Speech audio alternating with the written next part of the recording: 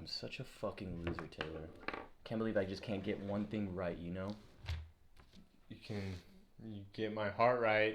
Oh, okay. I feel a little better. Thank you. Kind No, of. you don't. You don't feel better at all. You know what I feel good about? Janice Ian, dude. Tina Greer. Lizzie Kaplan. Whatever you want to call her, bro. The God. Anyways. Your mom's chest hair. Legendary.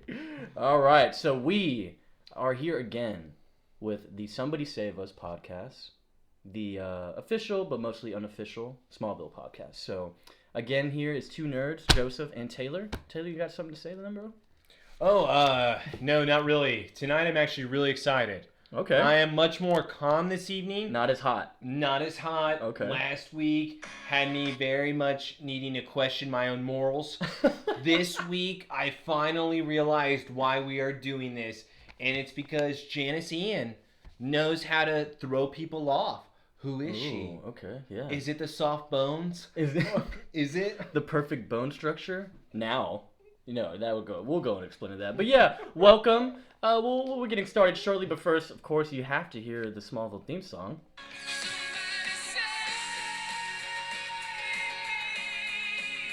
Oh, beautiful, beautiful. Okay, so once again, we are here this week. We have episode 4 of season 1, X-Ray.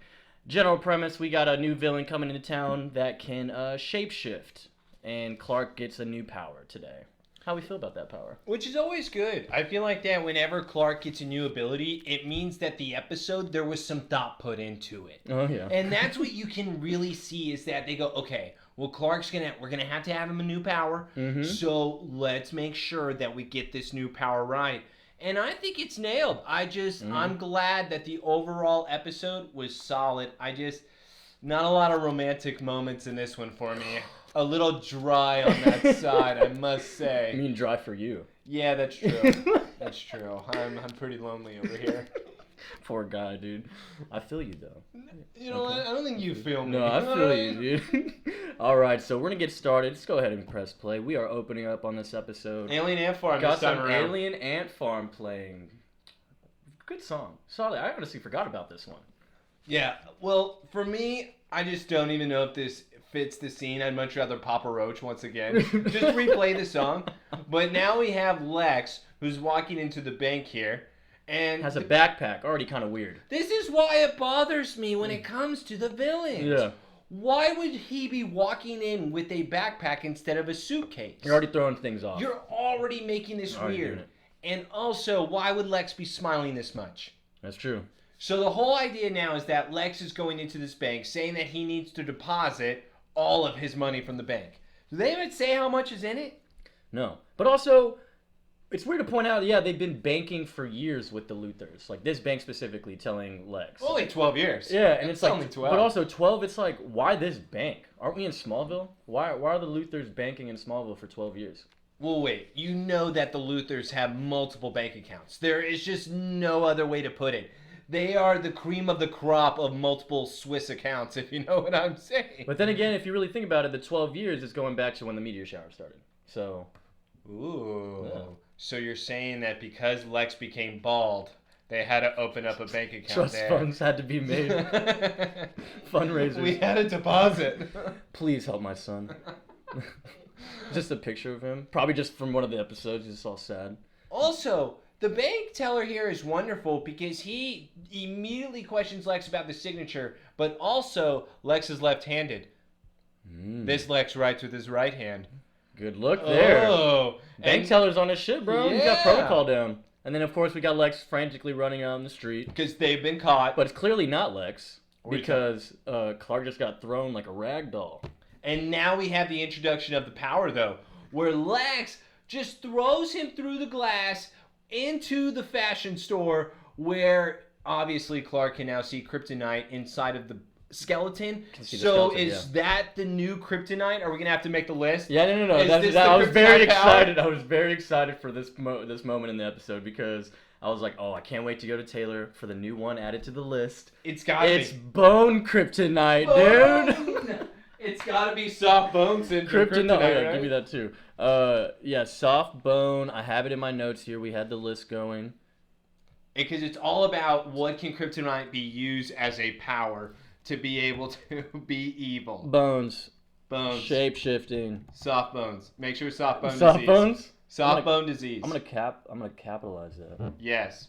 Soft bone disease is the premise of this episode. Sure is. Make sure you look out for that. Yeah, so he gets his power. I don't know if you noticed, but as like it's coming to the scene of Clark just kind of walking the street, he's already looking like he's feeling weird in his eyes. It looks like he's kind of having a headache a little bit. What is Clark even doing? I don't know. That's a good question. Why are you? What is he even doing? Is it Saturday? Banks aren't open on Saturday, so what's he doing out in the middle of the day, bro? Why is he not hanging out with Pete? You know, why is he not at school? Well, that's the other question. I've already told you there's no adults here. All right. This is true. So I also had another big thing on why I had a pause it here at the beginning. And it's because we're now opening up to the villain's house, a.k.a. the introduction of Tina, our shapeshifter. Mm-hmm.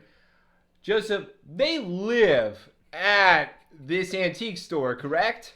That's what it seems like. This is their home. That's what it seems like. It looks very antique-y in there. Yes. So whenever they keep referencing this place, oh, we got to go to the antique shop. No. You're going to their home.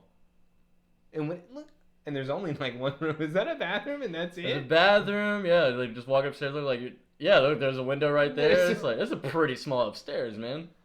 But yeah, so how about these special effects right here, dude? Whenever now she is showing that she can shift shape into Lex, I cannot lie. They are pretty bulletproof effects here. And the mom is just like kind of just weirdly calm about the whole reveal. I mean, it looked like she was just revealing to her that she could do that, right? Oh, the mom really just said, cut it out, stop it. Yeah. Like, it's a normal thing. Like, we said that you were going to cut this out. You said you weren't going to keep doing this. Like, it's just an afternoon thing. Like, hey, stop being that person now. But tell me right now, if that was your kid, right? That was your kid? Yeah. How mad are you that she said Lex Luthor robbed the bank today? And I didn't do that. And then she switched into Lex in front of me. Mm-hmm. I would prefer it if my child didn't show me that she switched into Lex and I would have just believed it. I would have much rather hear no evil, see no evil, but I will take the money. Evil. But at that point, you're blaming it on Lex. She finds out it is Lex in the newspaper or something, news, and then what happens? So how does she have the money? You know what? I just wish that they were much better liars. Why can we not play the game of being a villain instead of let me just show you everything? Stop showing me your poker hand. It's true.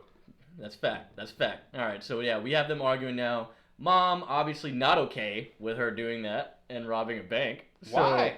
I'm taking it all back. I'll say I found it in the dumpster, bro. And also, why did she hide the backpack in the most obvious space where her mother could find it? Yeah. Also, why is she looking through her backpack? Well, obviously, that's what happens when you look through her backpack. You shove your mom down the stairs. Damn, dude. And this is her pretty much dead. Broken neck. Look what you did, Lizzie Kaplan. She cries for about 10 seconds here, and then she realizes, I don't love my mother. Yeah, right? She sees the stack of bills right there, bro. She's like, wow, what looks better right now, the money or dead mom? I'm confused with the mirror scene here. What is this supposed to show me? That I'm not a real person or I'm too many people I don't even know? I don't understand why her looking inside of the broken mirror means that now she has to hang up the phone and reporting the ambulance for her mother. Yeah. Well, I mean... What's the broken mirror for? It's shattered, shattered personality a little bit. I mean, you're going to see how she acts in this episode. It's really split. I mean, she's multiple people. Like, it's a split identity almost. You know what I mean? Like, she can be all these people. I feel like you're calling me names right now, and I'm not liking it. I'm just telling you, dude, just open your fucking eyes. Okay, all right. Just open your eyes, dude. Okay, so right now, we'll just be ripping right here, but we have the intro song going on, and then most likely commercial after. Am I right? I will say when it comes to the opening scene with Tina and her mom, I just feel like that her mom should have accepted the money instead of trying to go away. Because you own an antique store. You could say that somebody came in and bought something really antique-y and expensive, right? That's what an antique store is. Mm-hmm. So selling like a $20,000 clock would not be abnormal, right? Yeah. That's how antique shops work. That is how they work. Dude, it's just nice to see. I mean, this is going to happen multiple times, but being able to see these actors, actresses before their prime in their career. Like the fact we're seeing Lizzie Kaplan, Mean Girls wasn't even out yet. Obviously, other things she's been in. True Blood. True Blood. That's yeah. Right. That's right, she is. Yeah, she's in all season, man. Yeah, and so it's just nice because there's gonna be other people, and it's even funny. Like it'll be other people that or other actors, and they have links to the current movies now. I just wish that she would have said your mom's chest hair at least one time in this. I wish that line would have came from Smallville, so at least it would have been even more legendary than what it is today. The crossover line. It's just the crossover line. Don't even explain it at all. It's just the line. Well, Tina Fey took a lot of the writing from Smallville into Mean Girls. This is a common thing to put know. in the script, and it has like the copyright mark on it too.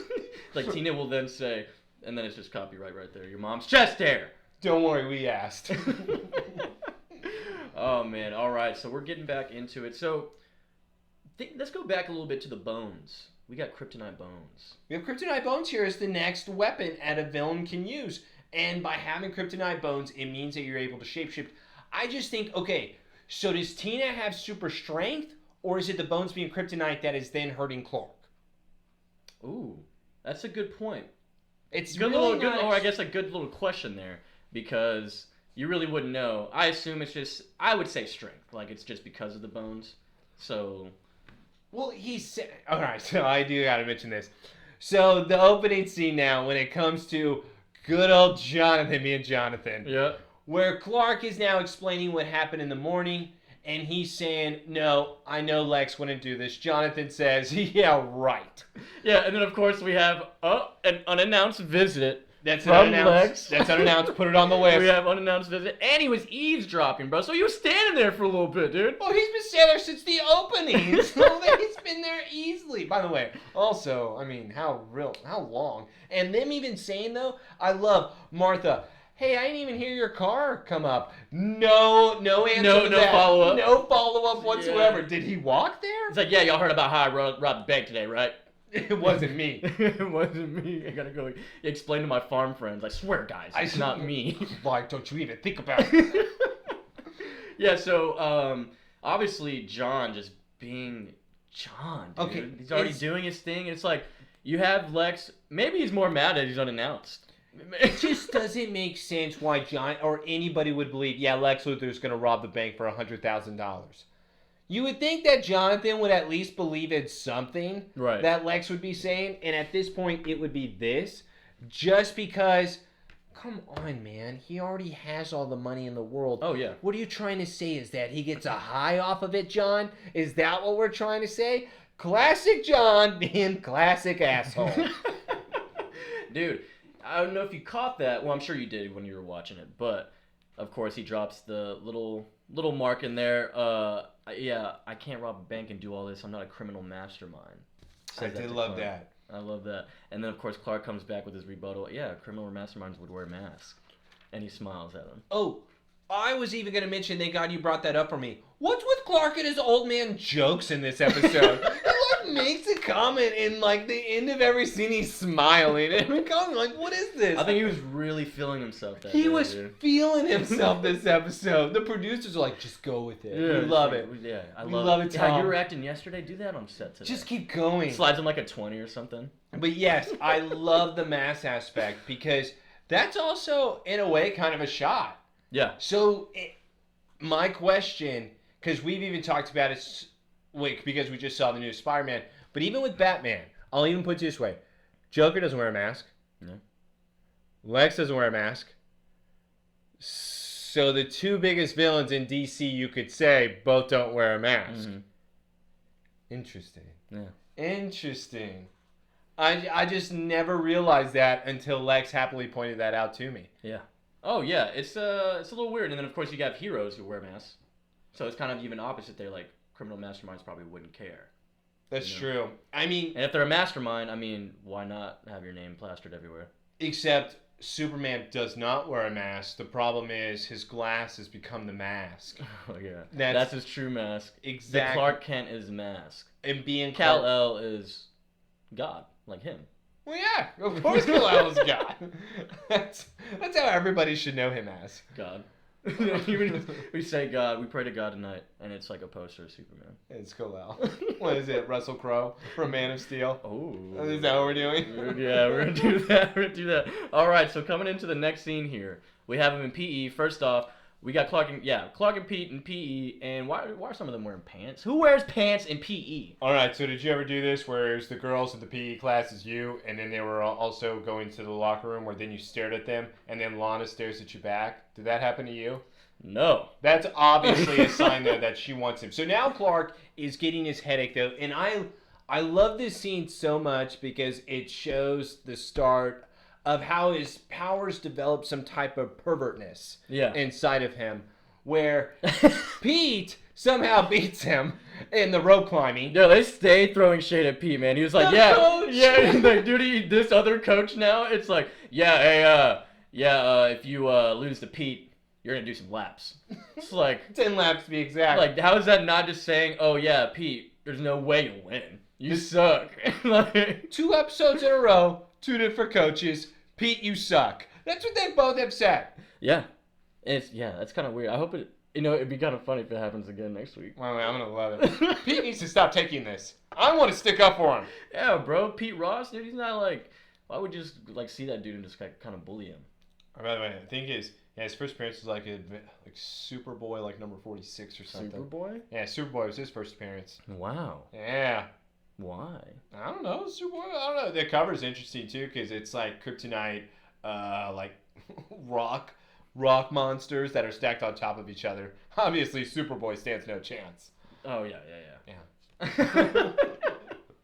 All right, now we have them at the top. Not bad, considering what... Well, Pete actually talks whenever they're at top of the ropes, and now Clark's able to see his ability. He just falls.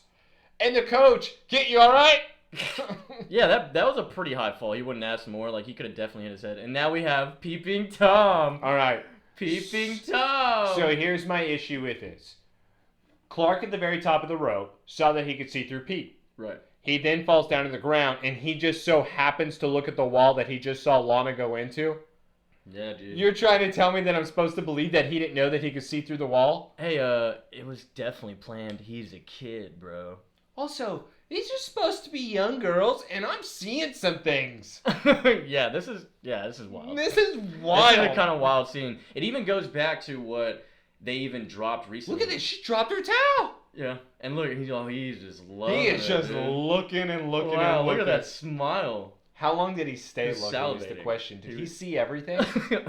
Dude, he saw Lana naked. He didn't even leave anything to surprise.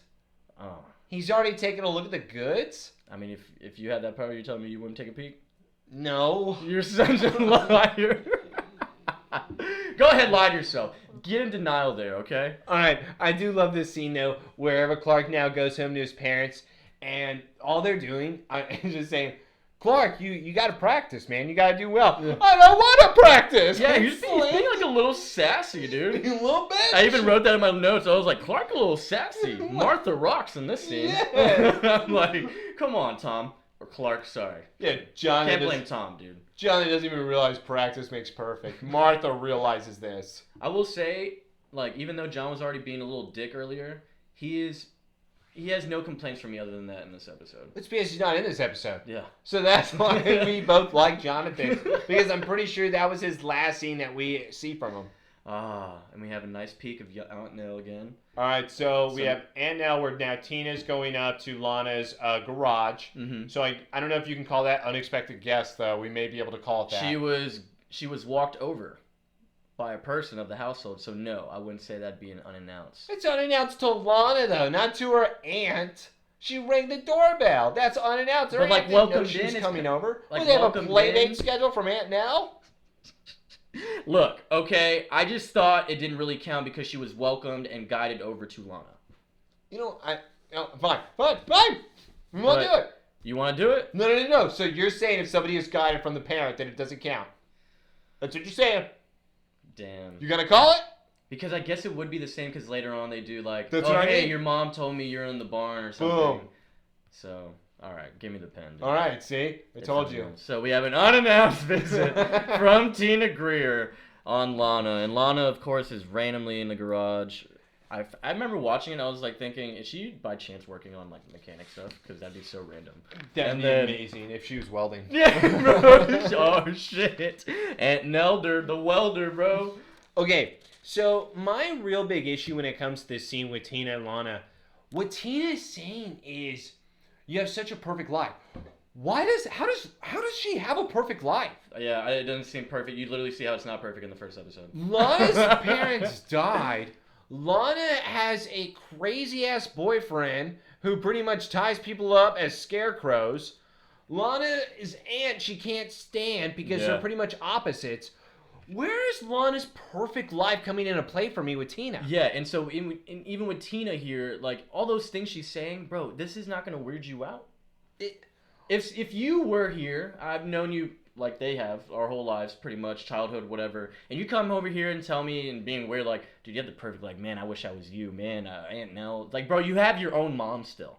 Tina has her own mom still. Oh, sorry, she doesn't now. Well, she killed her own mom. Yeah. So that's Tina's fault, by the way, all the way around. Like, how would you think this is going to be perfect when you're doing not the most perfect things? Like, Tina, you dumbass. Well, I'm not even going to disagree with that. Because Tina, for me, it's the weirdest thing on how she even brings up asking. She's like, would you ever let me go into a foster home? Like, Tina, why are you asking that question? Yeah. Who asked that? You know who asked that? Psychopaths. And look, even Lana says, oh, it's so perfect. I mean, you can have it. Do you think Aunt Nell would adopt me? If you asked me some shit like that, bro, yeah, you think your mom would adopt me? I'm 30 now, so I would How about you go home to your mom? Okay. You know. Well, she opened up an antique store and I can't find her anymore. So. Can I come and live with you? A thing I want to point out in that visit too.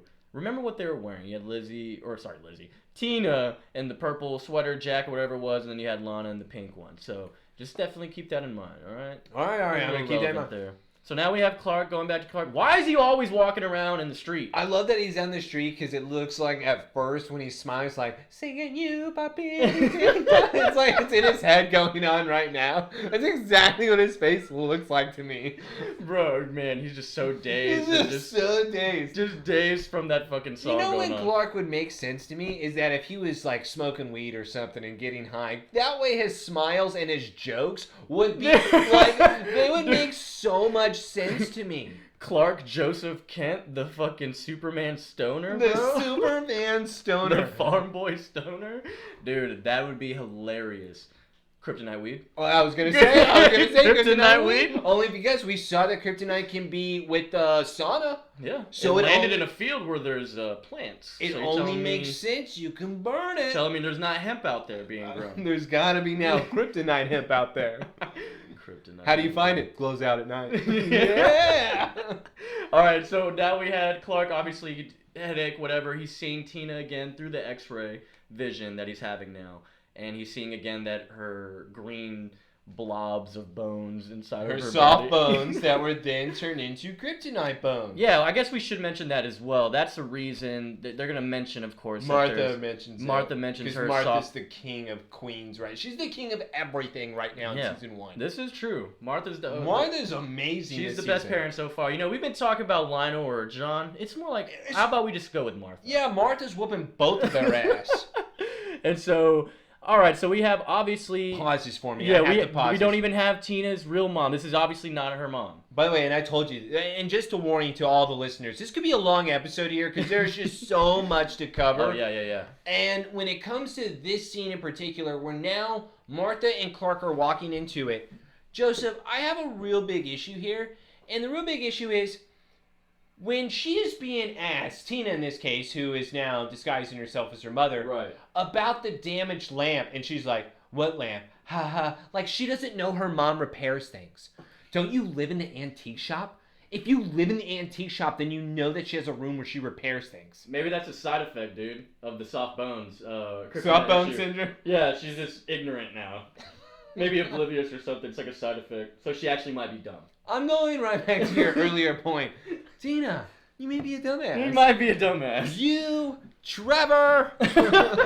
Oh, Trevor. Trevor! You guys are in the same boat. Oh, let me go sit in my fucking garage around my fire extinguisher. Okay, so yeah, it should be noticeable. If you know someone, you're comfortable with them, you buy from them often, you talk to them, whatever. why the fuck is this not? Why is this weird? Yeah, like it's does the kryptonite change your personality? It's weird, and that's what I did write down too. Does kryptonite make them angrier and not making sense over time more? Yeah. And that's why even with the coach, did he just get angrier because of the kryptonite sauna? Kryptonite can do a lot of things, bro. Well, Tina becomes angrier. Is that the new reason? It causes hate. It causes split personality. That's the only thing that made. Because look at her. To your point, she's being weird in this scene. Silly as her me. mom. It's in the back, and then of course he even talks about like, hey, is Tina around? Is Tina around? I just saw her walk in. He's like, oh, you must be seeing things. Also, yeah, that's another thing. I think I even wrote this down. Why the fuck is this money sitting there? Joseph, it's because it's hidden. You can't see it. Yeah. It's in the most unobvious spot. I probably would have noticed that without the mirror. Like, it's so obvious. Like, it's so out of place, like, even in peripheral vision, bro. You're going to see, like, oh, that obviously doesn't look like it belongs. It's like what I said, though, at the very beginning here. Tina's the worst liar on planet Earth, and she could have played this off. Oh, somebody gave me $5,000 for something in this antique shop that I am in. Instead, it's... Such an airhead client paid me in cash. Oh, I don't know. It's so weird. It's wrapped with the fucking bank registration on it, bro. Like, dog. I would have been like, hey, did you by chance rob the fucking bank, bro? Oh, well, you know what we're going to do instead? We're going to take Martha's keys here. All right, so I also have a real problem with this scene here. And you want to pause it? Go ahead. This is going to be 5 seconds. All right. Clark proves to everybody in this entire universe why he is not known as the greatest detective in this one scene. He walks in with Martha. Right. He then says, I saw Tina walk in here. Tina now is, being her mother, says, no, you didn't. Clark says, oh, shucks. Yeah, he's like, oh, I could have sworn. I was like, no, you must be seeing things. He doesn't decide to look at Tina's mom to do his x-ray vision, and instead, he leaves the scene. Yeah. He leaves this entire scene. Where does he go right now? Where did he just go? You already saw it twice in this episode already. He just walks around. He just dude. Okay, so Clark the Wanderer. I need 2 explanations here, and you can play this now. Okay. There's 2 explanations to my point to this. One, we have discussed. That is Superman Clark Kent is the stoner of the world when he's in Smallville. Dude. That's explanation 1. Explanation 2 is that Clark in this scene truly tries to run over his mother. Oh my god, dude. It's the only thing that makes sense in this scene. And it even makes it weird too, like it seemed like he was only interested in talking to Tina or seeing Tina. Why didn't he just x-ray the mom? He can't control it right now, bro. What do you mean he can't control it? Bro, he can't. Just think about Lana coming going in into the locker room, and I bet you could see through things, you pervert. Dude, alright, he hit his head, bro. He was just a little discombobulated. Not when he was up at the top of the rope with Pete. When he landed. Also, why did he not, like, crack the fucking ground? It's because... I don't know. And I also have another issue with the coach just saying, hey, get up, you okay? Hey, can't walk it off. He fell and he didn't even hit the mat. He hit the wooden floor. Bro, I guarantee he got like a whiplash. These like, are the worst coaches in the history of high school. Yeah, we don't even know that guy's name when it's not even worth it. So, also, I wanted to point out, the effects for this transition on the shape-shifting was much better. Did you notice that? Because the other thing... it's like so much worse than when she did it as Lex. So I also have another question to you. Why how good this is. Why does she do her transition in front of the window of the store where everyone can see her? Well, no, look, yeah, someone walks by just so now. Just walks by. So he just walks by in the background. You can but see hey, it. she did flip the sign. No one's going to look at a place that's closed. That's bro. the other thing that I said. Why wouldn't she flip the sign to begin with if her mom is dead and she doesn't want people to come in there? Dumbass. Dumbass. Dude, I mean... Right, this is Clark. And yeah, bro, how quick was she, man? No, also, how'd she know which car it was? I'm not even kidding, Joseph, because there's not even an alarm thing. Clark is in this car. This is truly Clark trying to kill his mom. This is not Tina. Remember, Clark leaves the whole scene, drives around the corner, and then he comes now. Clark has super speed. He could have easily made that.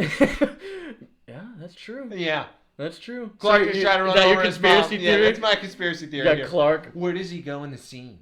Just tell me where he goes in the scene, and then I won't believe that it's a conspiracy theory. I don't know. I'm pretty sure he does say where he's going to go. Does he not? No, he doesn't. He just says, I'm going to go outside, Mom. All right, after this commercial break, we're definitely going to rewind it. We're not going to rewind this. We're not going to find out. You're not going to find out? We're not going to find out. We're going to leave this up to the audience. We'll let the comment section be like, yeah, this is what he was doing, idiots. He went to go buy weed, Yeah. dumbass. Man, his plug, dude. His Smallville Connect. Oh my god. If only there was such a thing. There has to be a thing. It's probably Trevor. You think there ever is like an actual comic that someone made and it has to deal with like heroes smoking weed? Yeah, there definitely has to be. If anything, it's probably in The Boys. Oh yeah, dude, they're getting high off that fucking That's what I mean. What was that shit? There's serum. Yeah, that Whatever little it blue is. serum. All I know is when it came to this theory of mine, Clark just leaves. To your point, that was way too fast for Tina to go and find that truck. How would she have known? I mean, she has to know what they're driving, but it's like, dude, how to the T? To the T where she It is just a small grabs town, it I down guess, in the lawn. but it's like, how small can it be? All right, so now we're back here at the Kent farm. Got the family all together. And, of course, Martha's still like, Clark, it was definitely you. And Jonathan is like, yeah, probably was, son. Son, you left your mother at the antique store and tried to run her over. You're grounded. You're fucking grounded. For another 2 weeks. A man wouldn't do that. By the way, where's Whitney? Yeah, call your buddy. Maybe he can teach you some I lessons. need him to sign another football for me. I bet he respects his parents. God, I hate Jonathan. So yeah, and then I mean it is crazy though. She's obviously gonna believe that's Clark right there. I feel like she should kind of question it more a bit. Like, I fucking saw you. Like, you were in the truck. Also, all I need is an explanation, Joseph. Where were you, Clark? Just answer the question. Where were you? I was walking around outside, Mom. What are you trying to say? I love you. Where do you think Tina... How weird would that be? That's how he's acting. Where do you think Tina even went? Like, after she just tried to run him over? Because he says police found the truck. I don't know what Tina was doing, if I'm being perfectly honest. And that's why I say Kryptonite, because this is also my issue when it comes to this episode. I love this episode, don't get me wrong. Yeah. But we're supposed to believe that Tina has been around forever. Why wasn't she in the first 3? That was my question, too. I did actually put that in my notes. I was like, yo, you've been around a while. Yeah, like, you're acting... You're not even mentioned because apparently your best friends with Lana. Everyone knows, like, y'all are, like, and everyone tight. makes comments saying, like, oh, she's obsessed with you. Oh, she's following you. Well, obviously, then you've been around. Mm-hmm. Where the hell have you been? Yeah. Like, on vacation? Yeah. Sorry, I always miss the first 2 weeks of school every year. It's a thing my parents and I do. We take our vacation later on. Yeah. I'm a dumbass. That's what it is. So, we're still at the Kent farm. We pause it for a second, and now we have Martha explaining the whole, oh, I found the money band of like $10,000 in the antique shop. And then they're obviously putting it together. Honestly, better detectives. Clark needs his parents, clearly, because he probably wouldn't have linked this together. He is the worst detective I've ever seen in my entire life. And now that you're going to have this scene, I believe, is where Jonathan says, okay, we need a... Oh, yeah, actually, no. This is the Martha's explanation of the soft bone disease. That's right. Okay, I can't even lie to you. When she first said this, I laughed. And this is why I laughed. By the way, my mother has soft bone disease. I'll have you know. I'm just kidding. Oh, I think she does? I think she does. Maybe she does. I don't know. Dude, I assume everyone does at some point, just when getting old. All right. You know? But my point is, when it comes to the scene, I laugh because Martha just used it as like, oh no, it can't be her. She has soft bone disease. There's no way, Clark. What are you saying? Like the soft bone disease is the exit card to anything. It's the get out of jail free card. Oh, it couldn't be. I have soft bone disease, Clark. Dick. Do you... He's just like, what? Huh? And so obviously you got Clark freaking out. Like, oh, I saw the soft bones. I saw the soft bones. I saw the soft bones. I saw her skeleton, and it did not look like the ones I've seen in books. And of course, that's why Martha's even explaining. They had the poor girl on all these experimental drugs, and she wasn't even supposed to live past first grade, bro. That's pretty crazy. And now they said, well, what happened? How was she able to get better? And then they explain it was 13 years ago when the meteors hit. that all of a sudden she was doing bad, and then her soft bone disease got better. Yo. So now, and now you have them, like, hey, and John being nice and helpful. He's like, all right, yeah, guess what's in my hand. Now also, let's watch another old man joke from Clark. Try to tell me what's in my hand right now. Your pocket knife. Oh my god, this is so bad for me because look at that smile on it. You always carry your knife in that pocket. There it is. It's the creepy Tom smile. Dude, these are just farmer jokes, okay? All right. Leave them alone. Seriously. Who blows dust off a box? All I know is Who blows dust off a box? Clark is smoking a lot of weed in this episode. Smoking that dust, dude. All right. So now we have Lana just sifting through all the belongings of the garage, looking through snow globes and pom-poms, because the cheerleader family, right? And so now we have a boot. Why should what's the boot? She a dancer? I don't know. I thought that this was at first Lana's box of her old stuff. And then I looked at it when she's blowing the dust off, and I go, okay, this had to be like 2 years ago. Right. Like, that boot looks like it still fits you. 2 years can collect a lot of dust. And then you find out that it's her mother, where then she finds her mother's diary, and she starts reading it. By the way, privacy. Like, what the hell? Talk about just reading your mom's, like, inner thoughts and emotions. I hope that she read something dirty about her and her father. She's dead.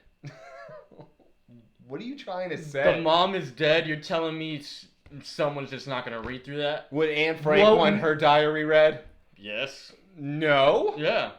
Someone's going to find it. Wait, look, let me tell you something about diaries. What? They exist, yes, and it's a matter of privacy too, but also... You're trying to say they're on purpose so people can find them? Yeah, bro, there's definitely something in the back of someone's mind when keeping a diary that, oh, this will probably be cool to look at later on in life, not just by myself. All right. There's always a sense this is going to get read by someone else at one point. What if I wrote a diary because whenever I read my diary entries, I then jump back in time to that moment, and then I try to change the course of history? Okay, so, and then, like, it starts really getting fucked up. Like, yeah. You just have to keep doing it over and over again, and then you realize that your life has to be kind of depressing. And you make this really tough choice. My name is Ashton Kutcher. This is Butterfly Effect. Oh my god. Bro, don't even get no. You can't sidetrack us like that. What dude. are you talking about? You can't That was do amazing it, sidetrack though. It works so well. All right, so I paused it here because on this opening scene after the diary scene, we have Aunt Nell. What is this cake? What is? By the way, I did not notice the cake. And also, I'm gonna rewind it because it's gotta be cheesecake, right? It's gotta be something along those lines. I'll tell you what that cake is. It's shit. Look how she's like patting it. I love how she's patting it with the knife. She's not doing anything. She put her heart and soul into that cake. Oh, I'll tell you what, not much heart and soul. All right, and now that we have Lana being crybaby, you lied to me, and then saying you lied to me, then Aunt Nell's like, I was making my cake. What the hell? And she did the hot turn too, like, oh, I can't believe it. All right, this whole thing with Lex in this episode is weird to me. And the reason why it's weird to me is because regardless of who you are, everyone knows who Lex Luthor is. Right. So why would you ever think that you can blackmail Lex Luthor? Yeah, it's like in that point from, Dark Knight and whatnot. Oh, the billionaire of this company, your boss is is this person. Like, he's this person, you're going to try to blackmail him? No, exactly, and that's what I was... by the way, that's what's so scary. I wrote down the exact same scene, and I put, why isn't Morgan Freeman explaining to him you're trying to blackmail the man who fights these people on a nightly basis? Yeah, like, and considering not even just him, but it's just the fact he's a Luthor, his father's Lionel as well. You're telling me whatever looks bad on any Luthor, he will reverse it. What this is the greatest thing I could think of, was that it seems like if you have a sunken treasure chest at the bottom of the ocean and everyone can see it, and in order to get it, you have to wear a vest full of blood where there's swimming sharks. Right. That's what he's doing right now. Yeah. In order to get this amount of money, you're truly just saying, you're not going to get me, but I'm easy, right. You're not going to get me. And it's the weirdest thing, like, you're a moron. Dude, everyone's kind of an idiot. Dude, what did the kryptonite and the meteors do to these people? Make them dummies. Make dummies. Big dummies, bro. God. And also, they make 14-year-olds get jobs or they're held back.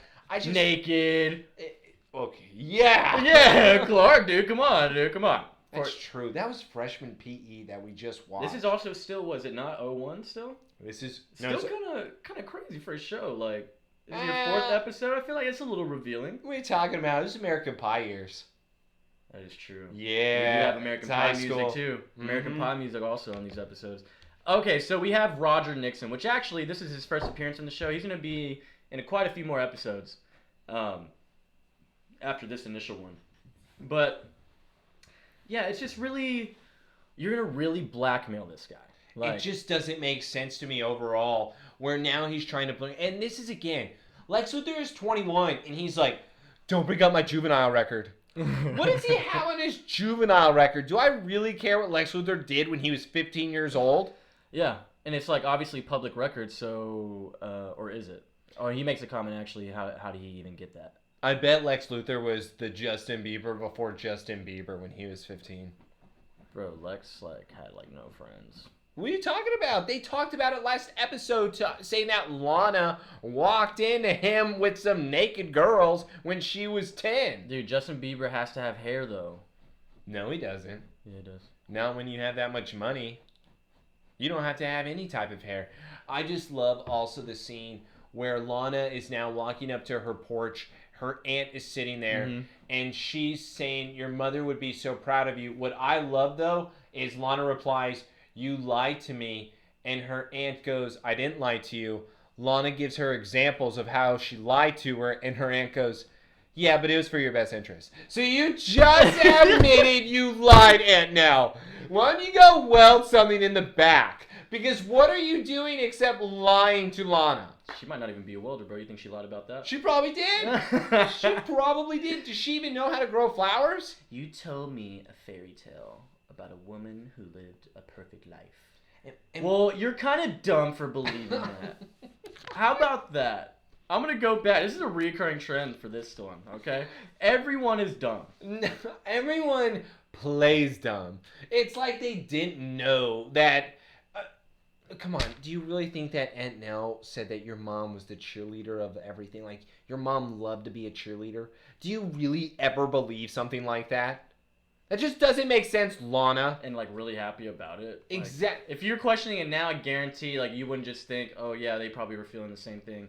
And to go back to the whole dumb thing, you know, it is kind of accurate. Let me go back to it's still kind of accurate still, because you can't really argue, I guess, a little bit, because they are actually like 14 and 15. Hey, I was pretty fucking dumb then too. But then again, bad representation for the farmer life, you know, like. What? They're making them look dumb. Dude. Wait. Okay, you're going way off the deep end of this. I'm just talking about the show and then playing dumb. You're saying, whoa, farmers. They would be. If I was a farmer, I'd be mad. You know what? Send in a complaint. Yeah, I might. Like, I'm not a farmer, but I'd be mad if I was. I'm watching this show 18 years later, and you know what? I'm pissed. Yeah, I'm not growing crops anymore, if this is what you think of me. But all right. So back to that, we have Nell giving. Nell's Lana, now explaining about Lana's mother's speech. What I love about this is how she explained what her mother's first line was, where she hopes her children can make a difference, blah, blah, blah. Right. Okay, whenever we listen to the speech at the very end of the episode... It's not the first thing. It's like, hold on. It's the second thing, but my other point to it is, it doesn't fit in the speech. It really doesn't. It's like it was just thrown in there. Exactly. It was just somebody made that. They go, oh, wait, we have to include this line, don't we? Yeah. Oh, damn it. Who forgot? And it's just thrown in there. Oh, yes. So now we got Tina back, but I want you to see something here. Now, we pause it here real quick because we're gonna talk about this. I mentioned it earlier. Oh, you're talking about the sweater. Oh, what sweater is she wearing, dude? Oh, it's the pink sweater. So do you think that she stole it, or do you think that she went and bought the same one? She actually she explains. No, she doesn't. She actually explains in this. Watch. Well, wait, also, you believe? Also, why is Clark fucking looking at her like What, that. Tom? Were you on first name basis with the guy? Dude, I just keep thinking this is how Tom acts in real life. But he doesn't, obviously. And so, yeah, Clark here just staring, and you're telling me if his friends don't think it's weird too? Like, hey, what are you doing? They do point it out, but it's like, okay. Well, the way he's staring at Tina in this scene is truly bothering, where it's like, Clark, I need to report you. And so, yeah, and then even Pete makes a comment here that, yeah, she's obviously known for idolizing Lana. Exactly, as if we were supposed to already know who Tina is. Right. And it's as if she was a part, which I think it would have Caught been... staring, dude. I think it would have been much better if Tina was in the first 3 episodes, and we slowly saw her get crazier and crazier. Talk about a build-up in a great thin 4th episode. Also, I have a question. Whitney and Lana now walk out of the same classroom. How is that possible? What do you mean? Tell me they wouldn't have a class together? How would they have a class together? If she is a freshman and he is a junior, correct? I think he's a senior. How would they have a class together? Whoa. Yeah. It has to be an elective or something. Maybe a free period? Like Maybe a a study free period? Like a period. study hall period? A study hall period with seniors? They had those back then? With freshmen and seniors? You're out of your damn mind. Dude, they could be like an elective type thing. That's not true. That's not true. Maybe if you were in middle school. That's not true whenever you have electives in high school. I feel like Spanish class could work like that in high school. Spanish class? Oh my god. So if you were a senior, you're taking Spanish 1 with freshmen? Maybe you didn't take it. Maybe you needed it. What did you need Spanish 1 for? If you have Spanish 1... Bro, look, you know, okay, I'm just saying it could be possible, alright? Don't you come at me like this, dude. This is insane. But you do have a good point, honestly. Same Because class. why the fuck? Yeah. I actually didn't like. But look, she did say here, look at this. How do you like the sweater? Yeah. It's great. I've got one just like it. I know I got it at the same store. Do you believe that? Yeah. No! Yeah. She's not Joe Goldberg just stealing it and sniffing it later. Are you kidding me? You don't think that Tina is that type of person to be able to do something like that? That's what you're trying to tell me. That Tina doesn't steal Lana's belongings and sniff it. You better calm down, brother. You need to calm down. You need to know what Tina will do. No. Tina will do it all. That's true. And I love Whitney's comment. It's like, oh, she's got you low jacked. And of course. By the way, what does low jack mean? And the green necklace, bro. What does low jack mean? Like GPS, like a radar, like I got you low jack. That doesn't make any sense to me. I feel like that's Like a tracker. Is that what the young kids say? No, that's an old term. You're an old term. That's around your time, dude. I don't know what you're trying to say right now. And she wouldn't even point. I love Whitney actually in this episode because yes, that's a normal response. Oh no, Winnie's a normal boyfriend in this episode. I will give you this. He's like, yeah, that's kind of fucking weird. Yeah. And she's like, ugh. It's like, okay, you don't see how it's weird. You just talk about how you got the same sweater at the same store and wearing the same type of necklace that your best friend has. And it's kind of best friend. It's weird that Lana's nice to somebody like this, but then she's mean to somebody like Bug Boy. Yeah. Or she was kind of nice to him, and the reason why it's confusing to me, it's like Lana gets herself into these traps where she plays the victim in ways, but it's also when this girl is clearly giving you signs that she's not okay, I think you should probably see those signs and be like, I need to walk away, we need some time apart, and instead get the fuck away from me. Also, please continue on with this scene, because what I love about this, she is talking now about how her mother is going to Metropolis, and we all know she's dead, and how she said that she can now move in Lana. This is what's crazy about this scene to me. Tina's got her. Yeah. Tina's got her. Lana is thinking about this. Lana is for sure contemplating it, and then all of a sudden Tina does that.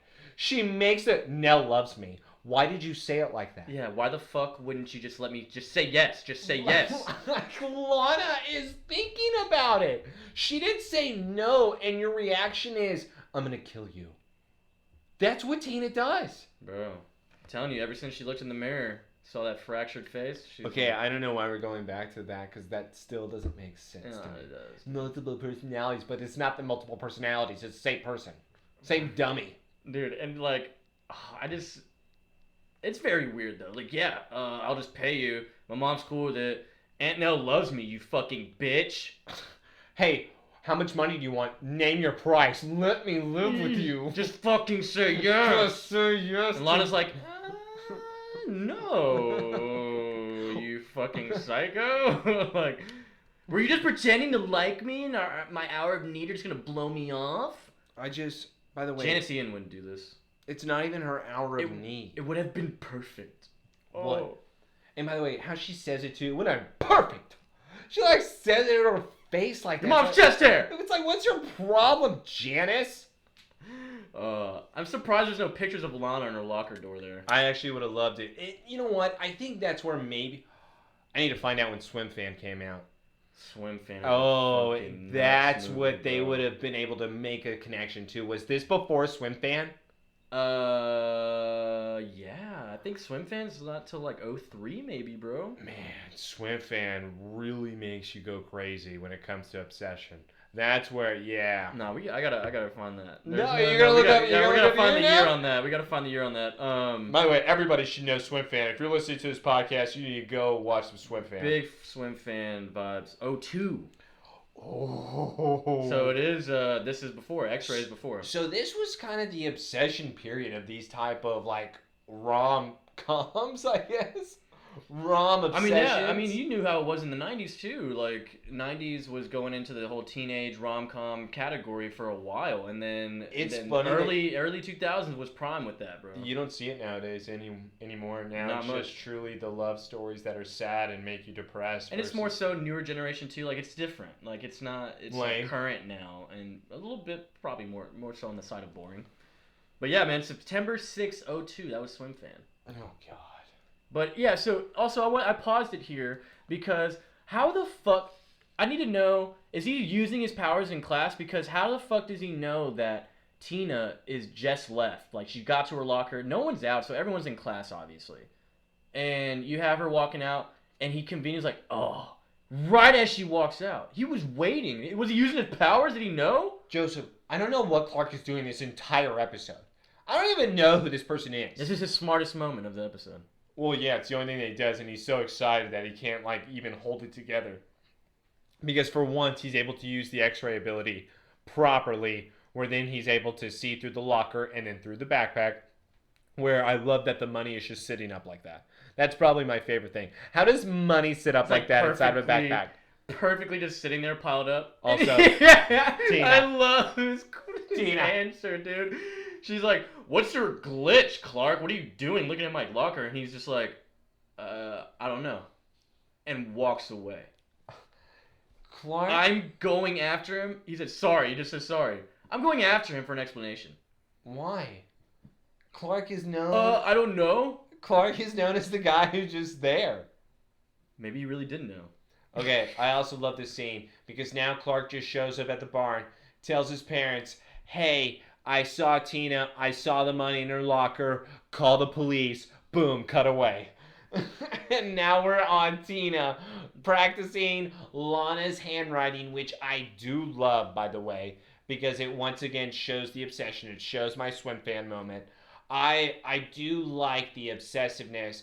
I just think that Tina plays her hand so poorly. Oh, for sure. She has the biggest advantage right now. She does, and she has an ability where it's like, Tina, you have the upper hand.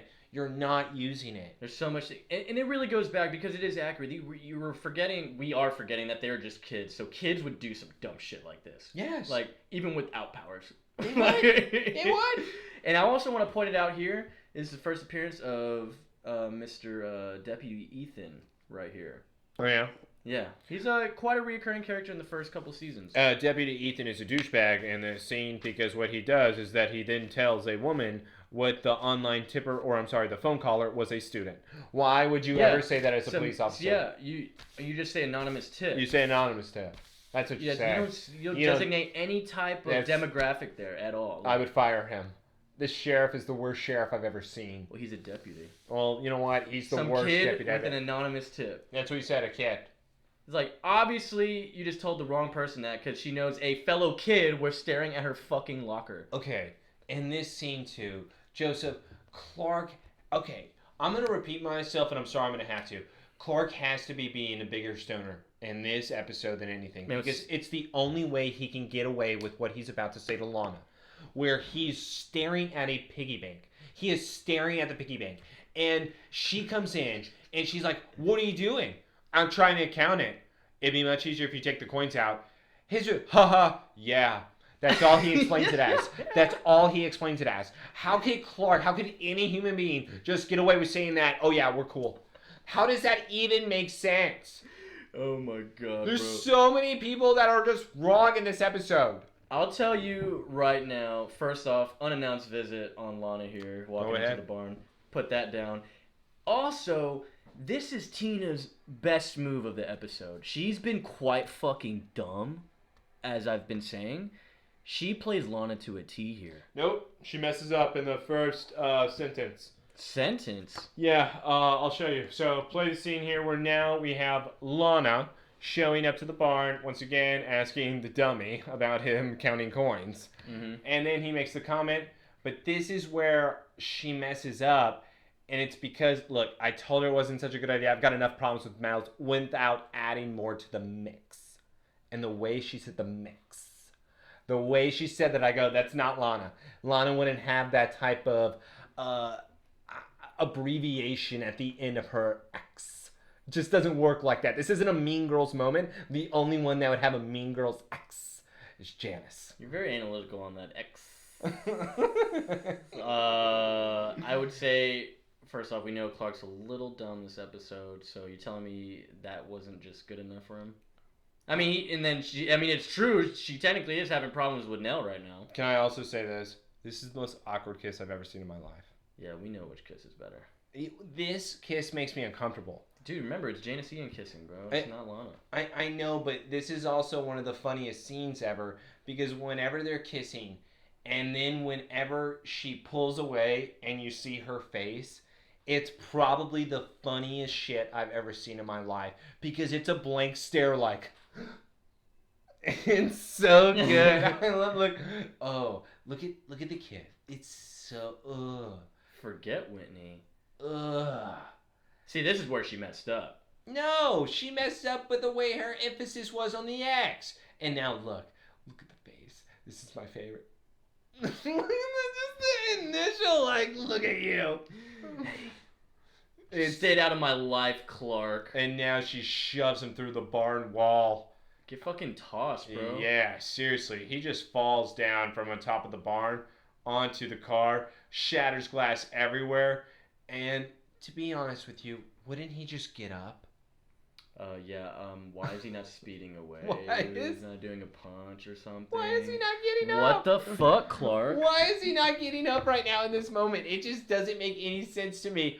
Clark, we've seen you now pretty much fall, get hit by a car and swimming, and you're completely coherent. So her shoving you out of the barn means that you could get up and then you can go get her. She doesn't take she's not very quick. She doesn't have super speed. Nope.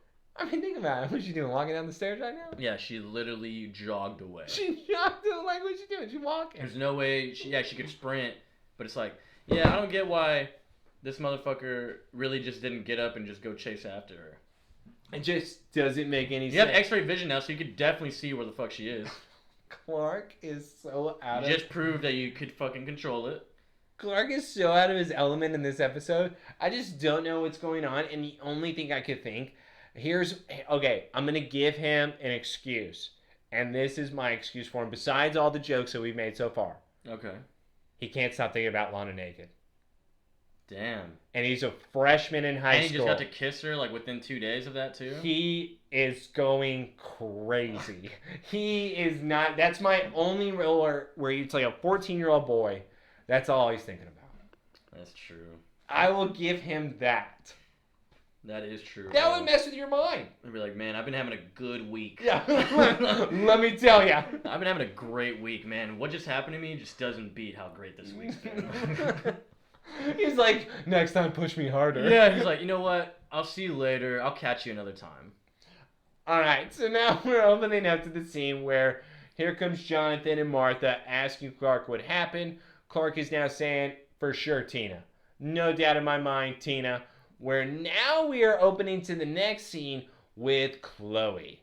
Oh. Also, by the way, Gateway laptop, bro. Dude. The times have changed. This was also my question to you, Joseph. This was what, 01, you said? Yeah. Okay. How much does that laptop cost? Oh, it probably costs more than that room. How does she have that laptop?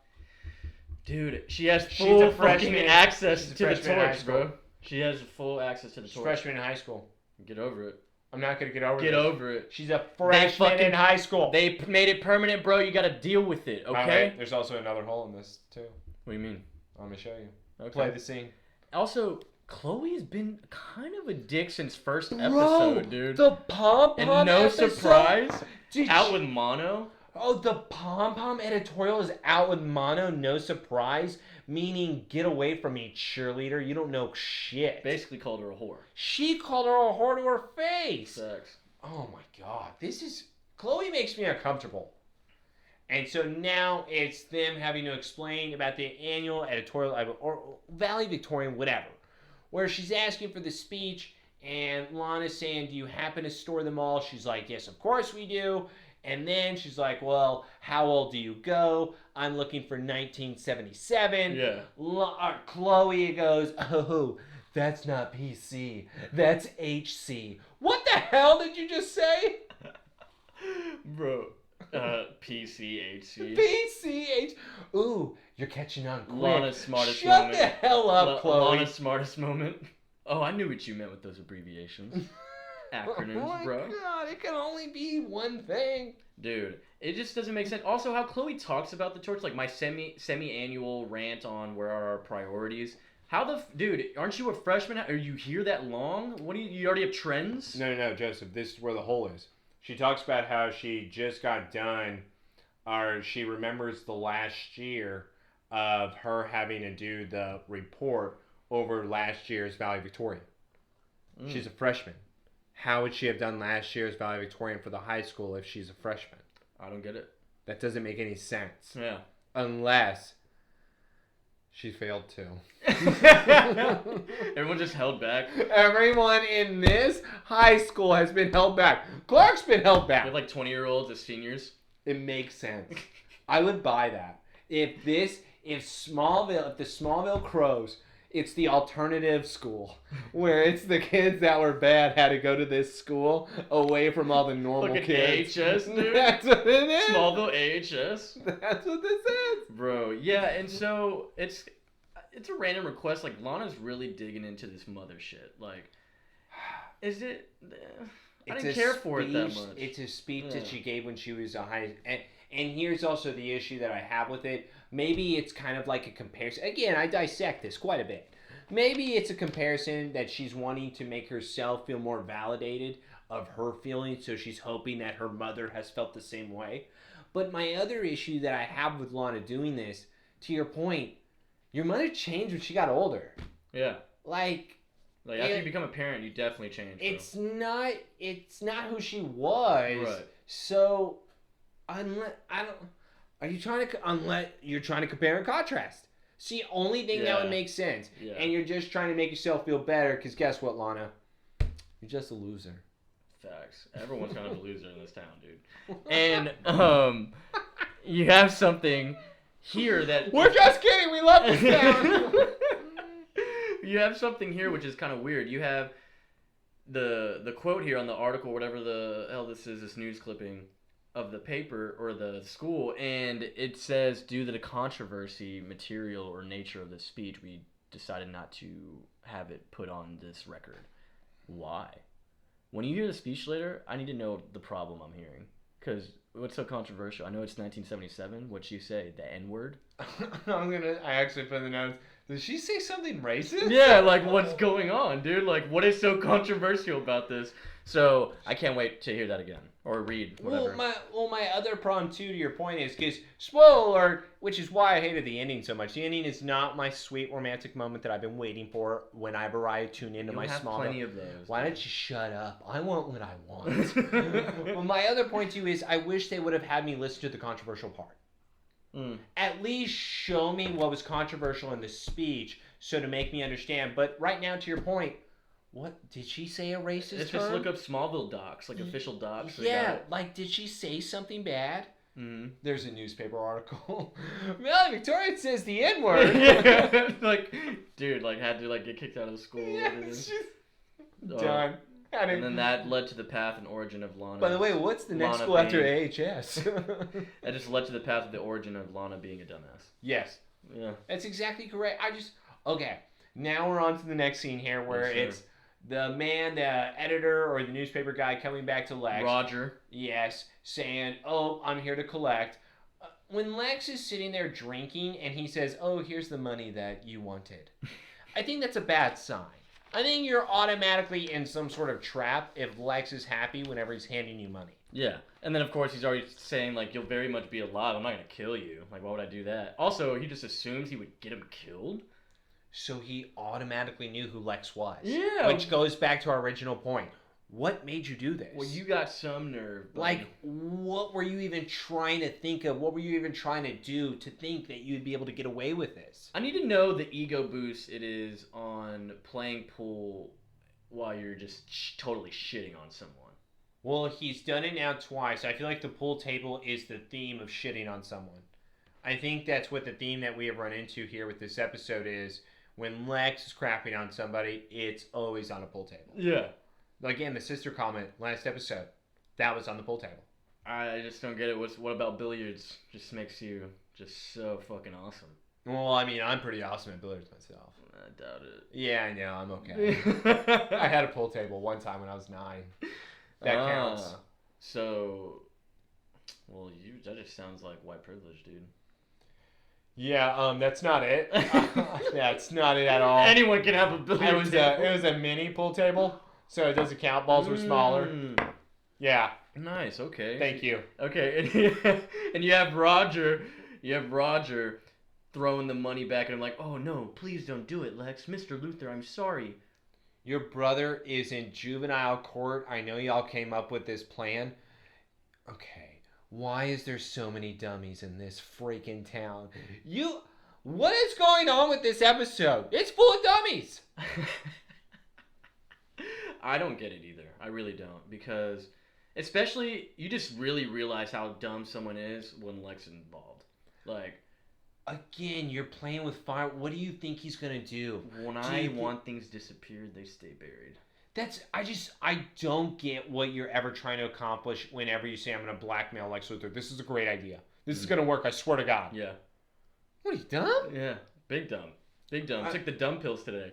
And it's also cool, this is the first mention of the Daily Planet. Okay, but I also, I do like that. Like in conversation. Yes, that is actually a very nice touch. Okay, so my whole thing with you on this scene is that I'm with Lex all the way around here. Okay. I'm with Lex whenever he's shitting on him. Whenever he's saying, all right, well, now you're going to start planning stories for me. Play the scene for me. Yeah. Because this is where he loses me. Lex is wanting a guy whose brother is head of juvenile court to then help him figure out what happened on the bridge. Joseph, why is he recruiting this guy to help him? Wouldn't like he? It's a journalist. Why would... What would the journalist be able to help him with? I guess investigate Clark. What is he, a private eye? What is he? Is he an engineer? Well, I'm pretty sure if his company or his he has a pool at the Daily Planet now. He told him, obviously, you're just gonna do what I say about the Daily Planet now. Well, but I was with all that. And if they do find out, I'm pretty sure he'd be fired. I'm with all of that, and all of that makes so much sense to me. But why is he helping your lead investigation on what happened to you on the bridge with Clark? Yeah. How is that resume the one where you're like, I got my guy. I got my guy. Lex, you're smart. This is a dummy move too.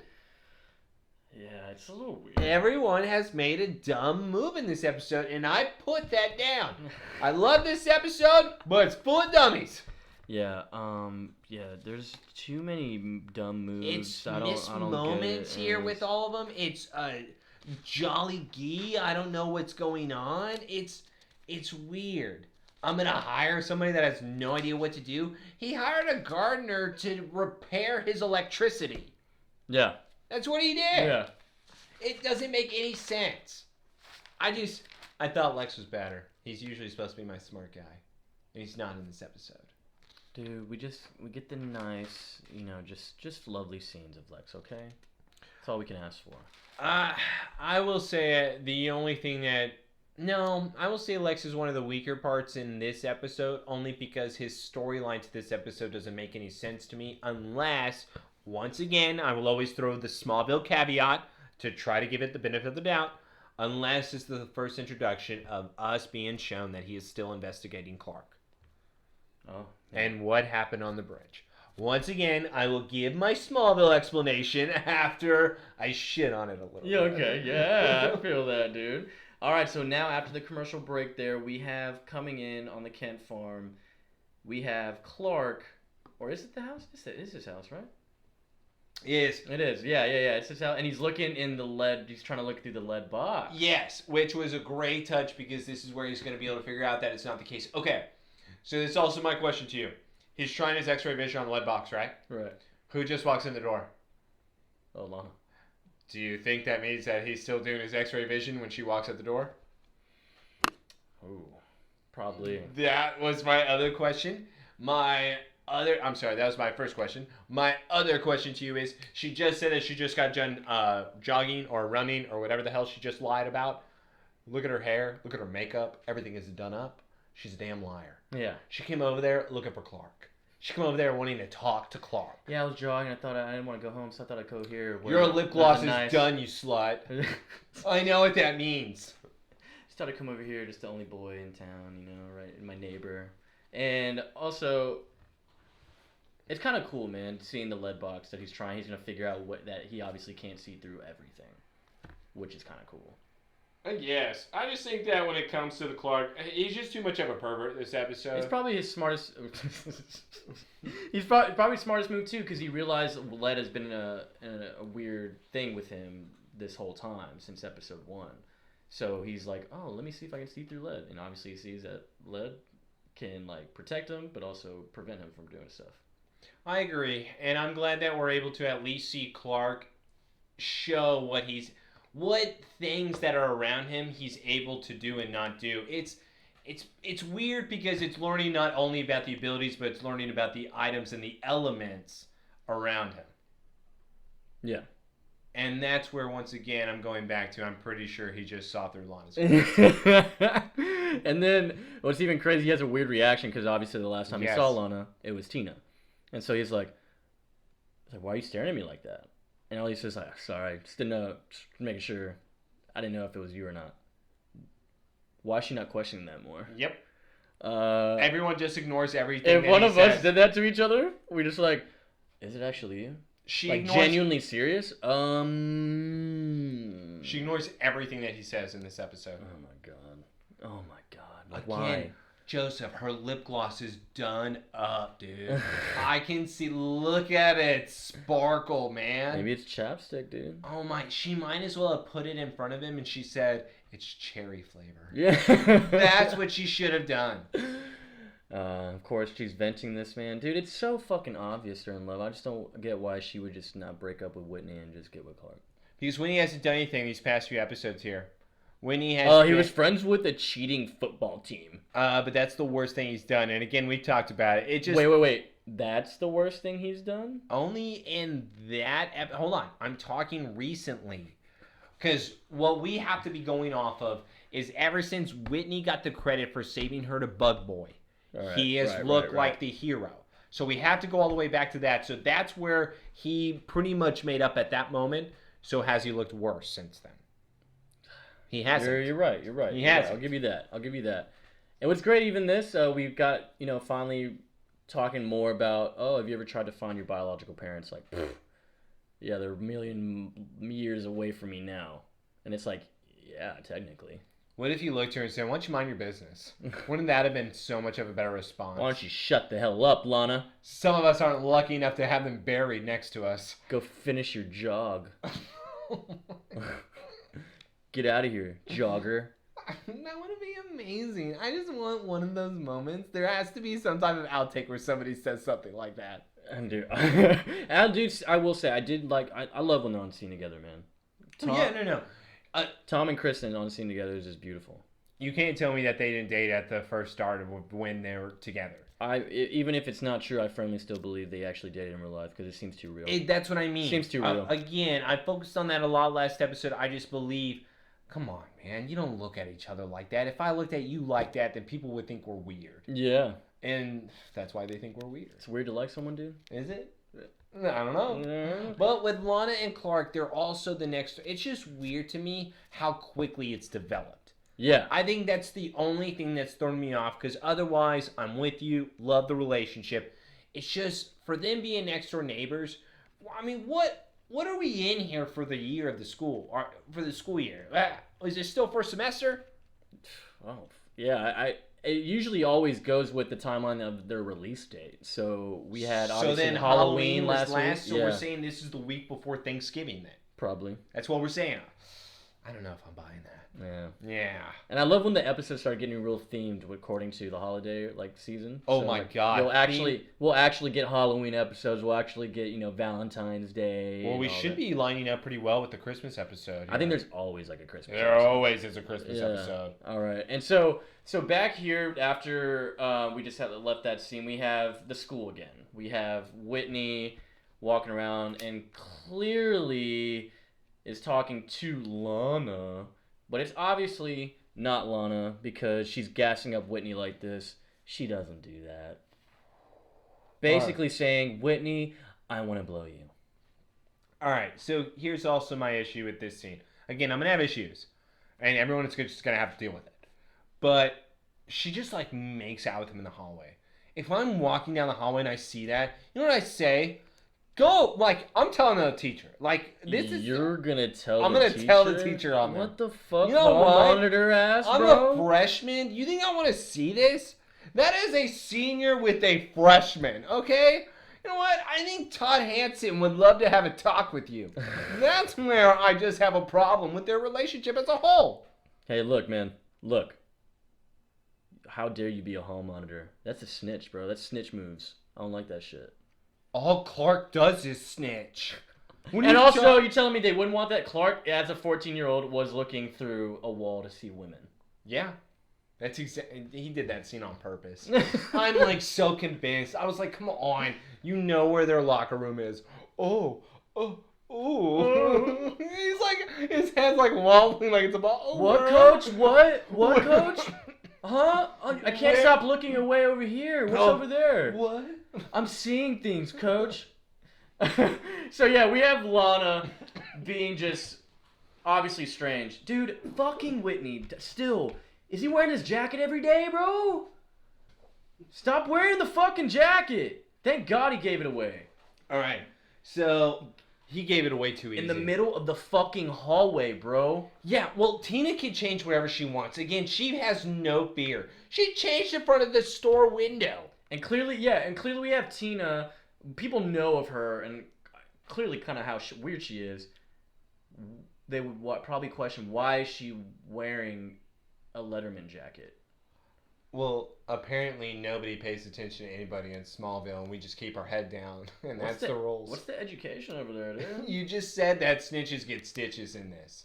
That's facts. That's what you said. Yeah. You even yelled at me saying I couldn't be the hall monitor, so of course in Smallville they must honor that policy. And again, look at this. He's walking around again. This time he has a buddy. All right, so Pete always comes in the last 10 minutes of every episode. Pete's like my conclusion every episode. He's always the one that's going to help Shaggy solve the mystery. Yeah. I just feel like that's what they are, is that they are the duo. If anything, we can call them Fred and Daphne, if you want to even go that route with him. But either way, this is the weirdest scene to me. I'm looking through the store window, and what Clark is going to be able to see is the dead body inside of, I don't know, what is it, the storage cabinet? A fucking wardrobe. I don't know what you call, I'm trying to think of what you call, is it? This thing starts with a B or an A. Either way, I'm not that fancy, so I can't tell you. But when it comes to them trying to now to figure out a way to get into the antique shop, what do, Joseph? They just go around back. Yeah, that's all I do. The back door's just open. So the back one's unlocked. Yeah, that's all it was. Because obviously Clark's not going to show his powers. If you're Pete in this situation, and Clark just says, oh, here's a dead body, just falls out, look what Pete's reaction is. Whoa! Who's that? How is that your reaction? How'd you know she was in there, Clark? Oh, lucky guess. Aren't you going to question Clark? Look, she has a broken neck. What? Okay, Pete, he murdered her as a No friend. one likes to ask questions, dude. As a friend, Pete, you have to admit to yourself your friend's a killer. Yeah. How else do you explain that Clark knew all those things? Broken neck. Look. Killed her last night. I found her right here. How did she get there? Yo, definitely broken neck. He's like rubbing his hands. He's like got marks on him or something. He's like, yeah, definitely broken neck. Maybe salivating at the thought of like just thinking about it. They truly open that and then leave a dead body without even calling anybody. They are the worst kids on planet Earth. I don't understand the reaction to dead bodies. It's gonna stink up that antique shop. And since it's closed, nobody's gonna find that body for at least a few days. Yeah, you telling me she wasn't reeking? Yeah. Like, really bad. And like, all Pete's reaction was, "Whoa!" I feel like we've seen a week go by. Who's that? What do you mean? Whoa, who's that? Whoa, who's that? Clark. Oh, it's Tina's mom. Broken neck. What? Broken neck, yeah. All right, now we have the next scene, which kind of bothers me in a way of how is she with Whitney? Because Lana is now inside of the cemetery, and she is doing her nightly of talking to my parents because that's what she does. Big weirdo. Whitney, I'm putting in my fingers up right now and doing the little bunny ears. Whitney walks up, and she's like, "Oh my God, Whitney, what are you doing?" So it's like she's never brought Whitney to meet her parents. Mm-hmm. She's never brought Whitney to talk to her parents. Wouldn't that be such a huge deal that you would not just do that with a neighbor boy? Unless you're wanting to get in the neighborhood boy's pants? Wants to do it in front of the gravesite. That's what we're going? Yeah. No, that she's committed. Like, yeah, I just want y'all to know, be prepared for maybe a couple years from now. No, the neighbor boy's looking good. He's looking really good, and I would love for him to come here and meet you guys, and really get to know him. That's just a theory. You know what? I'm gonna believe that theory. Just a nice theory I've thought about when watching this again. Yeah, it's kind of weird that she really doesn't bring him around and only did it with Clark, and they even talked to them, which was strange. It's interesting that you would do that with the neighbor boy rather than your lover. And what I love is that Tina doesn't even hide herself. Again, Tina goes all out with her like she doesn't even try. What does she do when she's Whitney? Good, Lon, your parents are dead. Shut the hell up. You're so stupid. Your parents suck. You couldn't even try?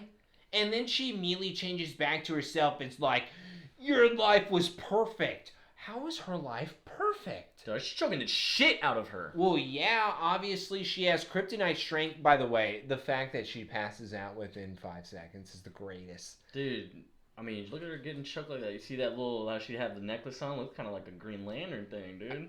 You know, I wish it would have been like more of an Inglourious Bastard scene where they actually allowed her to be choked out by like the director of something. That would have been insane. Could you imagine what that would have done to the rating of this show? If the shoe fits, you must wear it. Oh my God, that would be so evil. If Tina did Swim Fan plus those Plus Kristoff, bro. Oh my God. Tina then becomes the best villain of all time. Yeah. So that's the other issue that we have. She has that capability, and yet they sell her short. Dude, shapeshifting, you could do so much with it. Bro. You could do so much. You could never look old. And my other question to you is, if you had the shape-shifting ability, would you change it to like a celebrity or something? Nah, I'm just gonna probably what would you change into like right off the bat? Damn, that's a good question, because I mean you could do it, but like it's so hard to get away with that. Exactly. Like, so you truly have to know their life, how they talk, everything. Like there's so many different factors that go into that, and that would be a very tough power, because I think it'd be better just to never. I mean, you could do a lot of things. Just custom make your face. All right, and do a whole like. So it's this easy. Once again, Taylor dissects this. So what you do is that you move, obviously, to around a celebrity. Right. And you then follow along where eventually you see their closest person to them, where then you change into that person and then you kill that person. Okay. So then you're obviously that close to them. And then whenever it's just you two by themselves, you obviously learn about them, blah, blah, blah. But in the end, you kill that celebrity and then you become that celebrity. Mm-hmm. That's how you do it. There's going to be steps to this master plan. It's going to be about probably 6 months is what I calculated it out to. But in the end, you're going to have to kill probably at most 3 people. And then you're going to get everything you want. Sounds like Hush. Yeah, it could be. It sounds like Hush to me, buddy. All I know is it's possible. Tina just, again, they sell themselves short with these type of powers. Yeah. Give them the Taylor. Yeah, it's just, they really, I mean, it just makes sense, though. Like I said, they're kids, man. They suck. They're dumb. And they're in Dumbtown. I felt like that whenever now we're opening on the scene where we show Lana being, by the way, that's the fakest skeleton I've ever seen in my life. Whenever she's buried alive, the Jakobsen, I felt like that was going to be something. And I felt nothing of that. Yeah. But yet they center on the name as if it is supposed to be somebody. Like, it shouldn't have even had a name. Yeah, exactly. If you're not even going to show, like, what that's for or who that is, it has no meaning. Why are you showing me the name? Yeah. And it's kind of weird, too, also. If you really think about her power, it's affecting her bones, so she can obviously grow them and do stuff with them. But how does that change your appearance? It's because it's magical bones. Duh. The soft bones become magic bones. You ever see Jack and the Giant Beanstalk? Exact same concept, except the beans allow you to make you turn into anybody. Yeah. Exact same thing. Okay. Yeah. The magical beans, like the ones, like the legumes in The Office. Yes. Also, it's just it's a little weird how the kryptonite rock. I mean, how would it still not work? I mean, he didn't toss the jacket far away. Well, it's also just glowing, and it was in the pocket, so I don't even know how it would affect Clark to begin with because it was covered. Mm-hmm. And haven't we already discovered that if it's a little bit covered, then it could be able to block Clark? Here's my other thing when it comes to her abilities. If her bones are kryptonite, I just feel like she should be able to whoop Clark's ass. Yeah. And it would be like a Metallo type thing, mm-hmm. where it's the heart, where it's just something. She's made of kryptonite, right? That's pretty much like she's kryptonite soaked. So you're saying that we would just have to put her hand in acid or something, and then have her hand be bone, and then that she would be able to kill Clark easily. Right. It doesn't make any sense to me. It's crazy. He's using his powers here. So the fight between them, him and Tina, pretty weak. Pretty weak. Well, the whole ending of this episode, after how much we dissected it, it's pretty weak. The last 8 minutes of this episode, I just think they ran out of time because they were like, man, we focused too much on the Tina's craziness. Right. We gotta wrap this up, guys. What do we do? Okay, give her Whitney's jacket. Okay, that's good. Say to just kill the parents? Yeah, say you hate the parents. Okay, we're in. Yeah, have Clark throw her against a tree. Throw her? How hard? Make sure she's alive. Okay. Alright. That's it. Looked like he broke her fucking back. Yeah, I'm pretty sure Tina's dead. But Tina's the first female villain, and you know what that means? We are not going to be able to kill the first female villain. Yeah.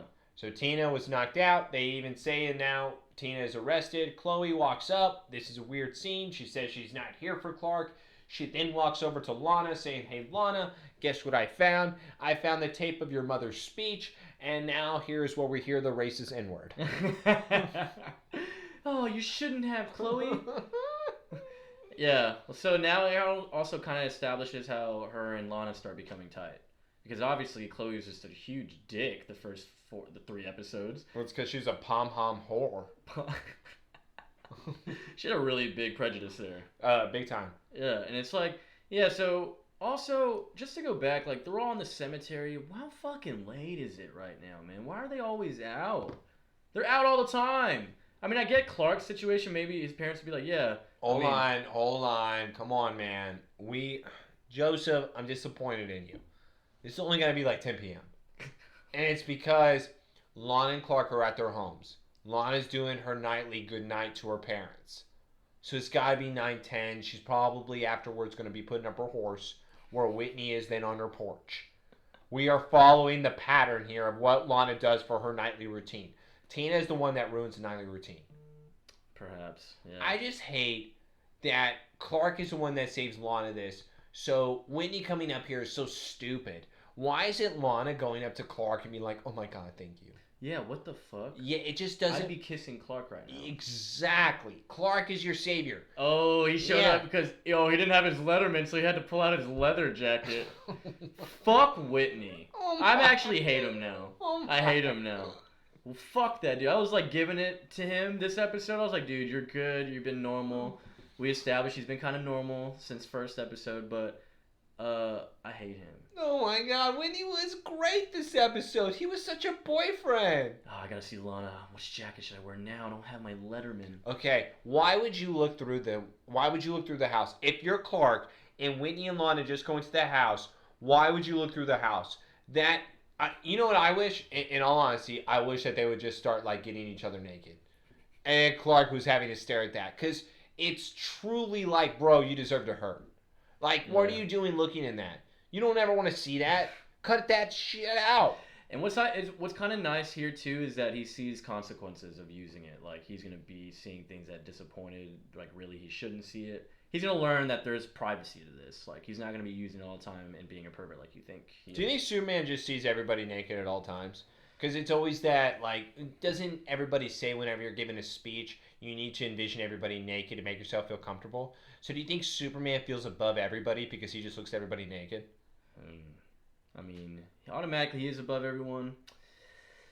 Nah, dude, he's not invasive, bro. Come on, he's the Boy Scout. Okay. This episode, at the moment he gets the ability... Boy Scouts can have slip-ups, dude. They just get a badge removed. The Boy Scouts aren't supposed to look at the Girl Scouts. Oh. Yeah. Competition? There we go. They're only supposed to be selling that popcorn. And he's fucking...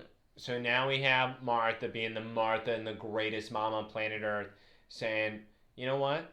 Sometimes you don't need a look. Yeah. I love that. Learn to close your eyes. Learn to close. I love Martha for that saying because it's more like you have the power, but guess what? Stop. Yeah. Like you don't have to use it all the time. You're just going to hurt yourself. Mm-hmm. Martha is such a great mom. God, dude, she's the Rock, bro. She is the Rock. Martha season 1 has been so badass. Okay. Look, we got the speech. And is she sitting in the same truck that her mom drove to? Like, how old is this truck? I wrote that down too, bro. I was like what is fucking truck is this? What is this? It's brand spanking new, like it just came out in 1977, and now she's listening to her mother's racist ass speech.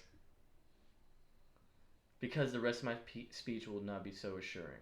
So is that why it's controversial? Because she's like speaking against like education? I just love so much that again the children thing makes no sense. I feel your pain. Yeah, I bet you it's because of that, bro. She was probably just telling everyone. Yeah, look at the truck! That truck doesn't make any sense! By the way, the song sucks. This ending sucks. This is not the romantic moment I want. Instead, I had her and Whitney hugging and then her listening to a tape of her mother. Everything about this episode has been great. I loved it, again, up until the last about 8 minutes. Mm. And that's just because I feel like they had too much material in this. Yeah. You could keep going and going with it. And that's why, going back to the original point that we made at the very start of this, Tina should have been in episodes 1, 2, and 3. You should have shown her the crazy, like, show her decline. That would have been kind of cool. Like, you had her on the side, she'd be in, like, random conversations with Lana or something. Or she just, like, comes up randomly, hey, Lana. And, like, you could maybe even build up to it, because imagine you see, like, little instances of she's, like, obsessing over Lana. Yes. And then finally in episode 4, it's her episode. Again, I had to watch a freaking coach look for his 200th win. You couldn't at least give me some Tina in that? Last week was tough, dude. But this, again, they just had too much. Yeah. Where this is where you have an interesting villain, but you're also introducing a new superpower. It's a lot to balance because, in a way, I mean, even as we're talking, the X-ray thing was kind of on the back burner compared to Tina. Yeah. I mean, Tina was a prime villain for what they were using her for. Prime character. The X-ray vision was a backseat.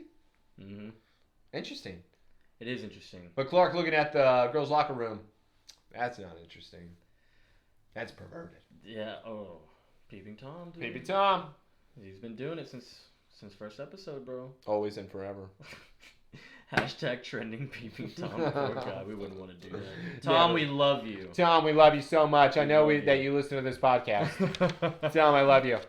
All right. So episode ended. I mean, any fun facts for today? I didn't have anything as far as her introduction. I didn't have anything. I told you about how the Chloe wouldn't have worked out if she was a freshman, so the age doesn't make any sense. When it comes to anything else, that's all I had.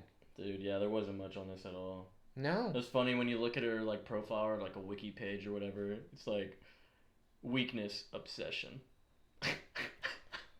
Oh my god, dude, that's amazing. It was her weakness, being obsessive. I just think that I would have loved it more if she was in love with Lana versus I'm gonna kill you and get your life, Lana.